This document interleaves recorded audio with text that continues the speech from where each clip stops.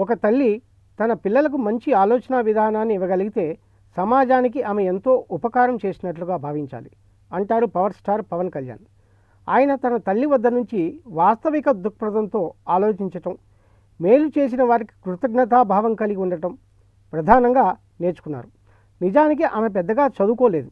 5వ తరగతితోనో 6వ తరగతితోనో చదువు ఆపేసింది.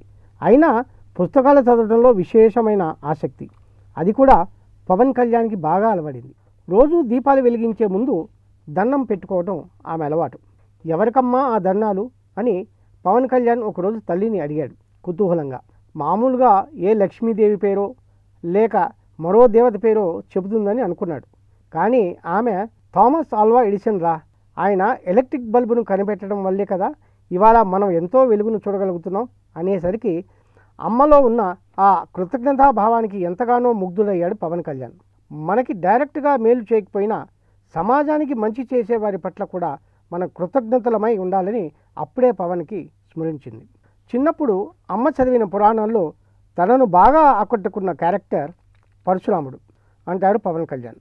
ఎందువల్లంటే సమాజాన్ని కాపాడవలసిన వాళ్ళు, ధర్మాన్ని పాటించాల్సిన వాళ్ళు తమ బాధ్యతలు మరిస్తే వాళ్ళకు గుణపాఠం చెప్పాలి. పరశురాముడు ధర్మ సంస్థాపన కోసమే ఒక విప్లవాన్ని తీసుకొచ్చాడు.